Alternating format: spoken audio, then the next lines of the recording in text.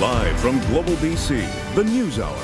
Here's Chris Galis. Good evening and thanks for joining us. We'll get to those stories in a moment, but first, a Cranbrook man is recovering in a Calgary hospital tonight after an amazing fight for his life with a grizzly. It happened east of Cranbrook near an area called City Fields on Highway 3 near the turnoff to Highway 95A.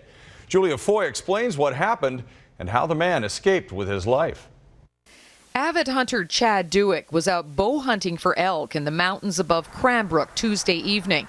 He was in a hunting blind when he suddenly found himself coming face to face with a mother grizzly like this one who was with her two cubs. He apparently tried to make himself visible for the bear and yelled at it to scare it off.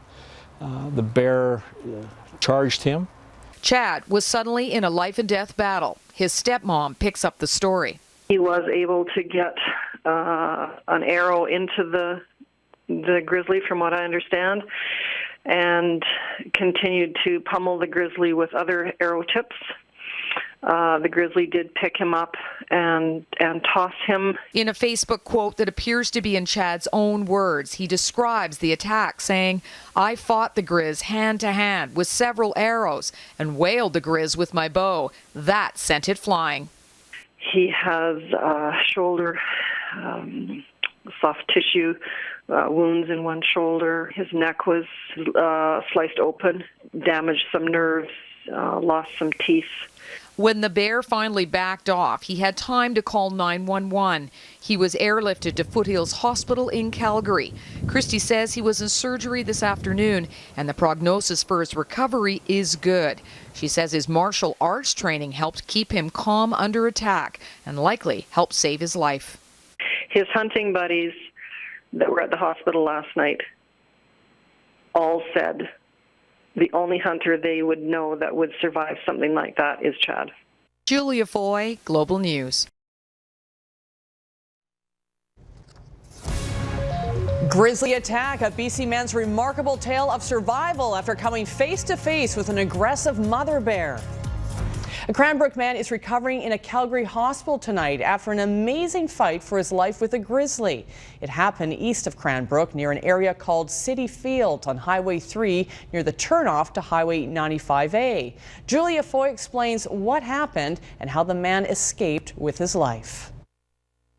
Still joking around. He's a very jovial young man and fully expects to get back in the saddle as soon as he can. The family of Cranbrook bow hunter Chad Dueck are amazed that he's in such good spirits, considering he survived a vicious attack by a grizzly bear on Tuesday night. He apparently tried to make himself visible for the bear and yelled at it to scare it off. The bear charged him. Chad was suddenly in a life and death battle. His stepmom picks up the story. He was able to get an arrow into the grizzly, from what I understand, and continued to pummel the grizzly with other arrow tips. The grizzly did pick him up and toss him. In a Facebook quote that appears to be in Chad's own words, he describes the attack, saying, "I fought the grizz hand to hand with several arrows and whaled the grizz with my bow. That sent it flying." He has shoulder soft tissue wounds in one shoulder. His neck was sliced open, damaged some nerves, lost some teeth. The Facebook post continues, "Well, I'm lucky. The bite marks on my neck miss my carotid artery by a few millimeters. Claw marks across my back, my front, ripped open my right bicep, bit my cheek and lower back." Conservation officers have investigated the attack, but don't believe the grizzly is actually injured, so there's no need to track the animal down. We have no intention of following up and pursuing these grizzly bears. They were doing what was natural, and the hunter also was doing nothing wrong, happened to be in the wrong place at the wrong time. Chad is recovering in Calgary's Foothills Hospital. He's expected to make a full recovery. His stepmom believes his martial arts training kept him calm while under attack, which likely helped save his life. His hunting buddies that were at the hospital last night all said the only hunter they would know that would survive something like that is Chad. Julia Foy, Global News. Another grizzly bear attack in BC, the fourth mauling in just 10 days. You're watching the News Hour on Global BC. Good evening and thanks so much for joining us. Randine is away tonight. A hunter is recovering in a Kootenay hospital after being mauled by a grizzly bear this morning. It's just the latest in a growing number of attacks by the animals this summer, and Jordan Armstrong joins us now with the details. So Jordan, where exactly did this attack happen? Samantha, it happened in the Elk Valley in the southeastern corner of our province. It is the 7th grizzly bear attack in BC this year, the 4th in just the last 10 days.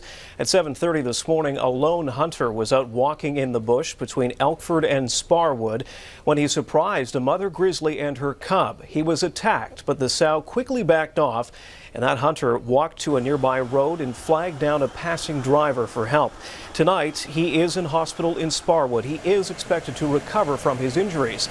This afternoon, conservation officers went to the site, and they're fairly certain they know what triggered this attack.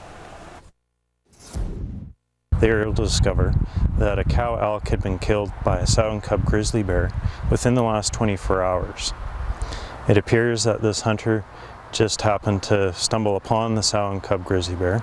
The sow reacted in a defensive manner, and once the threat seemed to be gone, the sow left the hunter, and the hunter was able to walk out.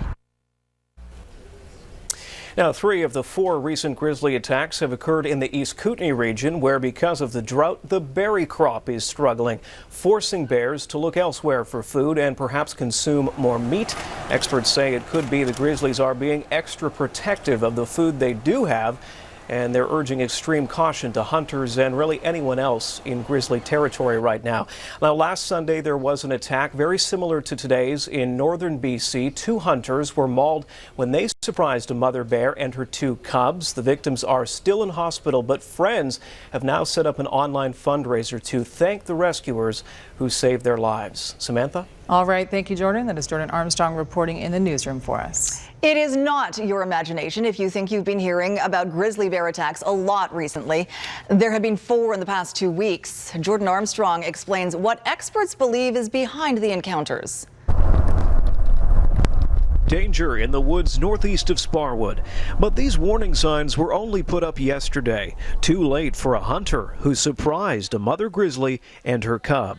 It appears that this was purely a defensive attack on the part of the sow, and our intentions now are just to close the area. The hunter, now in hospital, expected to recover from his wounds. His is the 7th grizzly attack this year, the 4th in 2 weeks.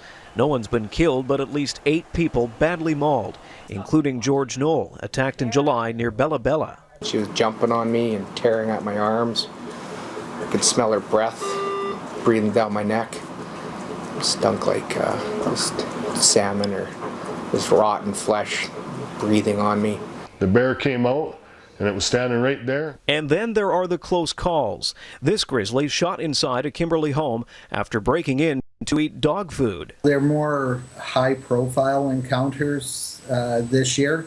Our number of calls are, as they say, they're down. This latest group of grizzly attacks seems to be a bit of an anomaly. Perhaps caused by this year's weak berry crop. Fewer berries equals more meat, making the animals more dangerous to people in their territory. And if the grizzlies don't get the food they need, their annual rest may be short. Some bears will go into hibernation but will wake up early or come out during the winter. Other bears may not hibernate until very late in the year. The food struggle much the same for black bears. A week ago he chased or followed after a teenager and chased some dogs in the neighborhood. Relocated once before, this bear won't get a third chance. It will have to be destroyed. Jordan Armstrong, Global News.